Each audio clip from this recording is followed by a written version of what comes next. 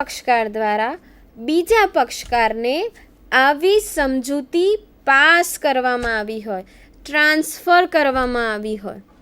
If any kind of these clause or clauses are transferred from one disputant party to the other disputant party and that other disputant party has not denied, આ બીજી જે તકરારી પક્ષકાર છે એણે આ સમજૂતી જે એને કોઈ પણ ટેલિકોમ્યુનિકેશનની ઉપયોગ કરીને મોકલવામાં આવી છે એનો અસ્વીકાર ન કર્યો હોય તો એને લેખિત સમજૂતી કહેવાશે. As per section 7 it shall be in writing, એ લેખિતમાં હોવું જ જોઈએ. કાં તો સીધું એ as a partnership deed for example, અથવા તો કોન્ટ્રાક્ટ કરવામાં આવેલો હોય, કરાર કરવામાં આવેલો હોય તો એની સમજૂતીમાં એનો ઉલ્લેખ કરેલો હોય.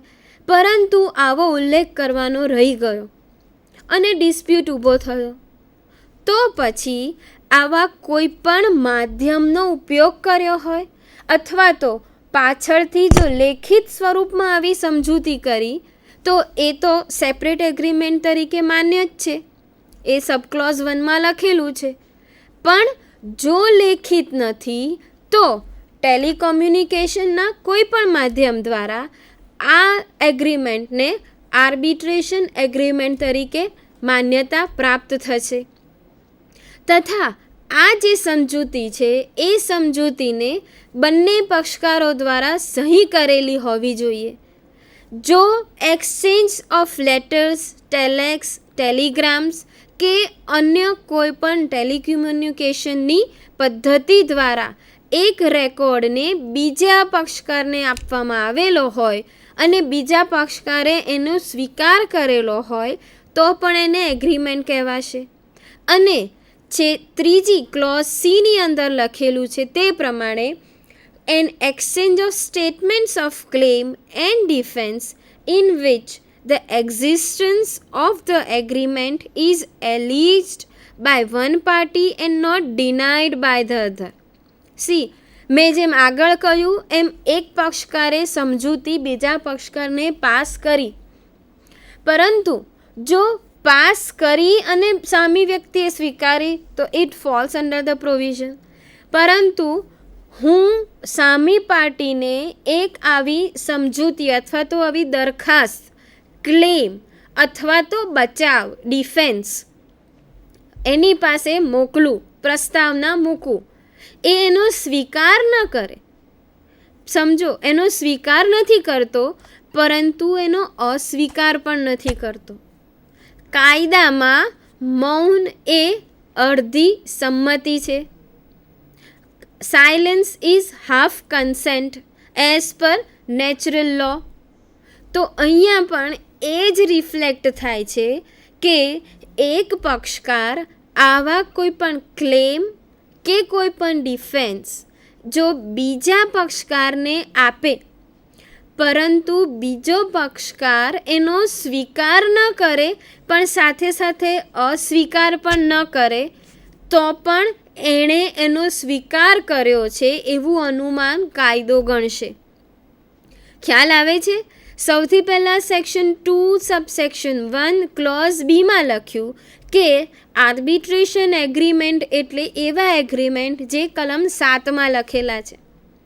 કલમ 7માં એક પછી એક જુદી જુદી પરિસ્થિતિઓને વણી લેવામાં આવી છે કે જ્યારે કોઈ પણ કાનૂની સંબંધો દ્વારા ડિફાઇન્ડ લીગલ રિલેશનશિપ હેઠળ કોઈ પણ પ્રકારનો ડિસ્પ્યુટ ઊભો થયો અથવા તો ભવિષ્યમાં થનારા ડિસ્પ્યુટને કયા પદ્ધતિથી નિરાકરણ લાવવું તો એમાં આર્બિટ્રેશન એવું લખેલું હોય તો એને આર્બિટ્રેશન એગ્રીમેન્ટ કહેવાશે. આવો એગ્રીમેન્ટ લેખિત સ્વરૂપમાં હોવો જોઈએ, પક્ષકારો દ્વારા એમાં સહી કરેલી હોવી જોઈએ. જો સહી કરેલો લેખિત પ્રોપર દસ્તાવેજ ન હોય પરંતુ એવું કોઈ પણ લેટર, કોઈ પણ ટેલેક્સ, કોઈ પણ ટેલિગ્રામ અથવા તો કોઈ પણ અન્ય સંચાર માધ્યમનો ઉપયોગ કરીને ટ્રાન્સફર કરવામાં આવેલા સ્ટેટમેન્ટ જેનો બીજો પક્ષકાર સ્વીકાર કરે છે. જો બીજો પક્ષકાર સ્વીકાર ન કરે પરંતુ સાથે સાથે એનો અસ્વીકાર પણ ન કરે તો એ પણ આ સેક્શન 7 દ્વારા વણી લેવામાં આવેલી છે. તો આ 5 પ્રકારના કોઈ પણ સમજૂતીઓને આર્બિટ્રેશન એન્ડ કન્સિલિએશન એક્ટ પ્રમાણે એનું પાલન કરાવી શકાય છે. આ જ બાબતને તમારે એનાલાઇઝ કરવી હોય અથવા તો એની વિસ્તૃત છણાવટ કરવી હોય તો અન્ય શબ્દોમાં કહી શકાય કે આવા કોઈ પણ સમજૂતીનું અથવા તો આવા કોઈ પણ એગ્રીમેન્ટનું કોઈ નિશ્ચિત ફોર્મ નથી આપેલું, પણ એ કેવા કેવા પ્રકારનો હોવો જોઈએ એ વિશે કલમ 7 જણાવે છે. બીજો મુદ્દો છે કે reference of time barred claim.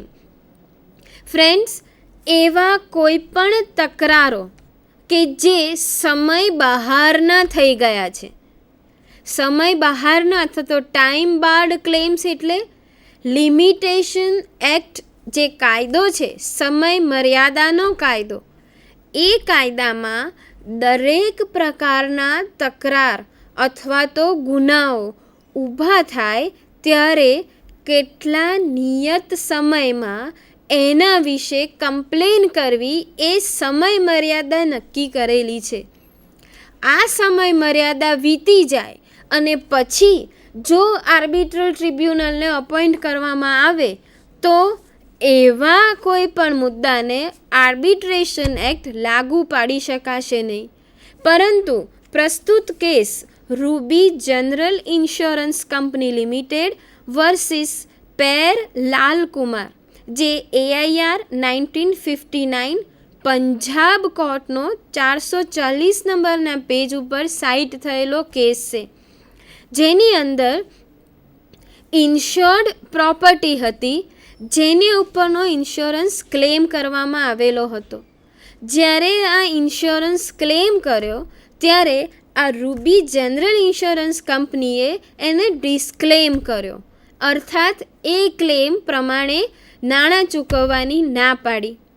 હવે ઇન્સ્યોરન્સ માટેના જેટલા પણ ક્લેમ છે એ કંપની દ્વારા જ્યારે નકારવામાં આવે તો એ મિનિમમ 3 મહિનાની અંદર તમારે એની સામે કોર્ટમાં જવું પડે. હવે જ્યારે આ પ્રસ્તુત કેસની અંદર 3 મહિનાનો સમયગાળો વીતી ગયો પછી આ કેસને હાઈકોર્ટની અંદર રજૂ કરવામાં આવ્યો અને એવી માંગણી કરવામાં આવી કે પ્રસ્તુત કેસની અંદર કંપની દ્વારા ઇન્સ્યોરન્સ આપવાની ના પાડવામાં આવી છે અને અમારે એની સામે ક્લેમ કરવો છે અને આ પ્રકારના કેસમાં અમારે કોર્ટ પાસે દાદ નથી જોઈતી, પરંતુ અમને આર્બિટ્રેશન ટ્રિબ્યુનલ કોન્સ્ટિટ્યૂટ કરી આપો અને આ આર્બિટ્રેશન જે ટ્રિબ્યુનલ છે એ ટ્રિબ્યુનલ અમારા કેસનો નિર્ણય લે તેવું અમે ઈચ્છીએ છીએ. તો એમાં ઇન્સ્યોરન્સ કંપનીએ એવી રજૂઆત કરી કે મિનિમમ 3 મહિનાની અંદર અદાલતમાં રજૂઆત કરવી પડે. 3 મહિનાનો સમયગાળો વીતી ગયો માટે જે વ્યક્તિ જે આ મિસ્ટર પેર લાલકુમાર હતા એ લાલકુમાર હવે ક્લેમ માંગવા માટે અધિકાર ધરાવતા નથી. તો પંજાબ હાઈકોર્ટે બહુ સરસ ચુકાદો આપ્યો ફ્રેન્ડ્સ કે if the case or the dispute is called time barred claim, if the reference which is claimed is time barred, but if they seek the award from arbitral tribunal, then that claim or reference is not considered as time barred claim. અર્થાત જો જે કંઈ પણ દાવો છે એ સમય મર્યાદા વીતી ગઈ છે, ચૂકી ગયો છે, તે પછી કરવામાં આવે છે, પરંતુ એમાં લવાદ ટ્રિબ્યુનલ દ્વારા એની દાદ માંગવામાં આવે છે તો ટ્રિબ્યુનલ એક્ટ, જે આર્બિટ્રેશન ટ્રિબ્યુનલ એક્ટ છે એ હેઠળ આવા કેસીસ ટાઈમ બાર્ડ ગણાશે નહીં. આ એ સેક્શન 7નું એક એનાલિસિસ છે કે કોઈ પણ જો રેફરન્સ કરવામાં આવે સેક્શન 7 પ્રમાણે આર્બિટ્રેશન એગ્રીમેન્ટ કરીને તો એ એગ્રીમેન્ટ અથવા તો એ રેફરન્સ જ્યારે પણ એની દાદ માંગવામાં આવે ત્યારે એને રેફરન્સ કર્યો છે તેવું કહેવાય. તો એ રેફરન્સ ક્યારેય ટાઈમ બાર્ડ થતો નથી. ત્યારબાદ બીજું એનાલિસિસ આગળ કરીએ તે પ્રમાણે adoption of clause from main contract by sub contract, એને કહેવાય નો રેફરન્સ. સેક્શન 7 સબ ક્લોઝ 5 પ્રમાણે એક વ્યક્તિએ પેપર મિલ બનાવવાનો કોન્ટ્રાક્ટ બી નામની વ્યક્તિને આપ્યો કે તું મારે પેપર મિલ કન્સ્ટ્રક્ટ કરવી છે તો એના માટેનું બિલ્ડિંગ, મશીનરી, ઇલેક્ટ્રિસિટી આ બધાની વ્યવસ્થા કરવાની હું તને કોન્ટ્રાક્ટ પ્રમાણે કામ આપું છું. હવે એ કોન્ટ્રાક્ટ હેઠળ બી અને એ વચ્ચે સમજૂતી થઈ છે કે B will provide building, machinery and electricity to A. હવે બી નામની વ્યક્તિની સાથે જે કાંઈ પણ એગ્રીમેન્ટ થયો છે એ એગ્રીમેન્ટમાં આર્બિટ્રેશન ક્લોઝ છે કે આ કરાર અંતર્ગત જો કોઈ પણ પ્રકારનો ડિસ્પ્યુટ ઊભો થશે તો એ ડિસ્પ્યુટ લવાદ ટ્રિબ્યુનલ દ્વારા લાવવામાં આવશે. તો આ કોન્ટ્રાક્ટ પ્રમાણે હવે બી પોતે બિલ્ડિંગ કન્સ્ટ્રક્ટ કરે છે પરંતુ ઇલેક્ટ્રિક ફિટિંગ્સ અને મશીનરી માટે એ પાછો સી સાથે કોન્ટ્રાક્ટ કરે છે અને આ સી એ ઇલેક્ટ્રિસિટી કે ઇલેક્ટ્રિક ઇક્વિપમેન્ટ માટે ડી સાથે કોન્ટ્રાક્ટ કરે છે. હવે એ ડી અને સી વચ્ચેનો કોન્ટ્રાક્ટ જે થયો એમાં એવું લખાય કે આની બીજી જોગવાઈઓ એ અને બી વચ્ચેના કોન્ટ્રાક્ટ પ્રમાણે રહેશે. Then the contract accord between C and D કે જે માત્ર ઇલેક્ટ્રોનિક્સ ને ઇલેક્ટ્રિક ફિટિંગ્સ પૂરતો છે એ કોન્ટ્રાક્ટને સેક્શન 7 સબ ક્લોઝ 5 પ્રમાણે સબ કોન્ટ્રાક્ટ કહેવાશે. અને એમાં જો આર્બિટ્રેશનનો ઉલ્લેખ ન હોય તો એ સબ કોન્ટ્રાક્ટ હોવા છતાં એ આર્બિટ્રેશન એગ્રીમેન્ટ કહેવાશે નહીં, કારણ કે મુખ્ય કરાર એ અને બી વચ્ચે છે અને એ અને બી પછી એ કોન્ટ્રાક્ટ બી અને સી સુધી જાય છે. બી અને સીમાં એવું કહેવામાં આવે કે આ કરાર અંતર્ગત જો કોઈ પણ ડિસ્પ્યુટ ઊભો થશે તો એ આર્બિટ્રલ ટ્રિબ્યુનલને સોંપવામાં આવશે. તો એ સબ કોન્ટ્રાક્ટ નથી, એ પાર્ટ ઓફ ધ કોન્ટ્રાક્ટ છે.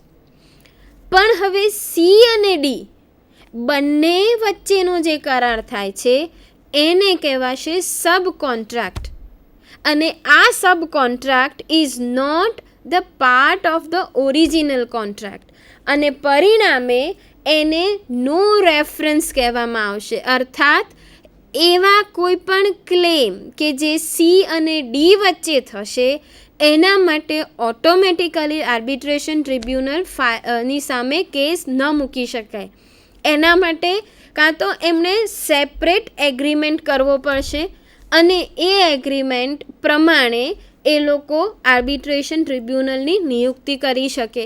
પણ it is not implied that the subcontract, though having or not having the arbitration agreement, it is the part of the original contract.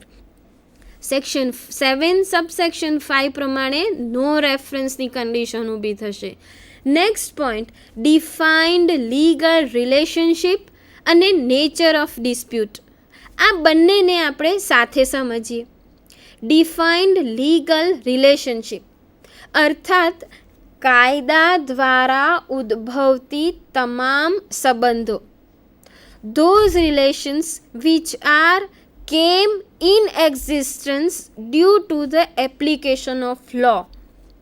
Only moral or spiritual relationships are not covered by Arbitration and Conciliation Act. Legal relationships means parties to the contract, parties of the company, parties of partnerships.